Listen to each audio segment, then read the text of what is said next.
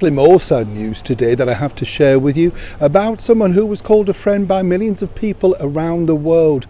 He shot to fame on that mega hit NBC TV series Friends, and guess what? I was lucky enough to meet him for a short while and even became an extra on Friends. Oh yes, as ever, let me explain.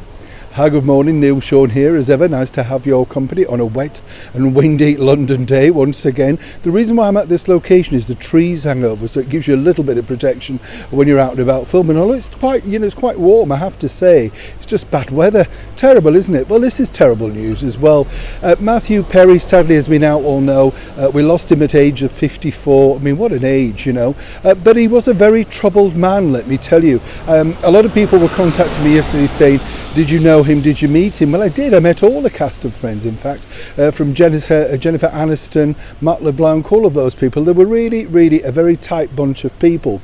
Now, Matthew Perry, I actually first met him because many years ago I was working as an entertainment correspondent for a rolling news channel over here in the UK, and Friends came over to film, this very special episode. Certain bits at the Marriott Hotel in Grosvenor Square, Tower Bridge, Westminster Abbey, but their big mega guest star was none other than a good friend of mine, the Duchess of York, Sarah Ferguson, rumoured to be picking up back then the £1 million per episode, yes, and still gets residuals, I'm told.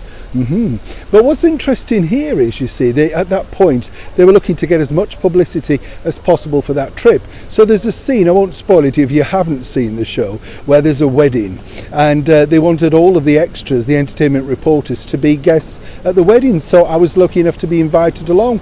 Never found myself in the pictures or the congregation, but what a fabulous day out filming. And a bit of trivia for you, because the scenes where they filmed the interior shots, well, over here in the United Kingdom, well, sadly that was Fountain Studios, and they've now been closed, so a bit of history already gone there. Fast forward, I was lucky enough to meet Matthew again when he came over to London to launch his very first play, his own play that he'd written, big event for him. But what I did meet was a very depressed, very sad, lonely man, I have to tell you, In fact, it was that bad with the interview. We never officially put it out. We gave it a plug, but he just seemed very at odds with himself. He was starring at the Playhouse Theatre, and how we bonded genuinely, was the fact that I told him that theatre had been used during the war for radio broadcast because it was underground, and it still had a few old BBC signs up, and he was absolutely fascinated by that.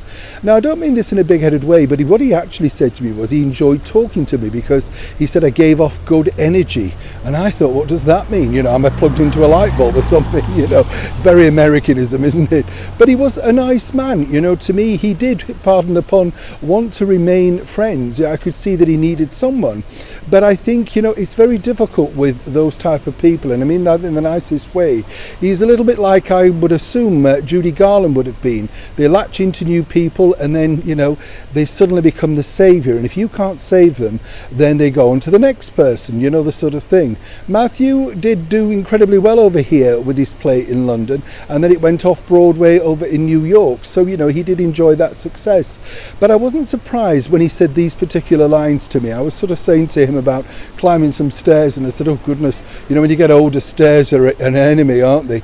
And he said, you know what, I don't think I'll be making old bones. It was a rather chilling thing to say, wasn't it, And I looked at him, laughed it off and said, oh, don't be daft, moved on.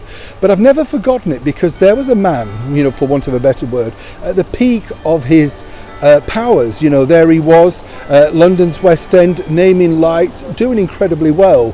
What was there to be unhappy about? But as you know, he'd battled drink and drug addiction, all sorts of things, and even during his mega career had not enjoyed happiness.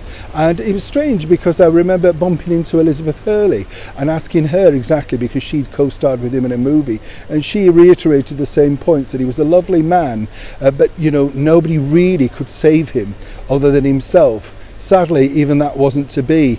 If you are a fan of Friends, and I'm sure there millions are around the world, it's that feel-good factor that we all tune into. And as I often say here on the show, let's remember the positives of Matthew Perry and the comedy creation that he gave us, Chandler, with a lot of love, a lot of respect. And God bless Matthew Perry. Neil Sean in the very heart of London.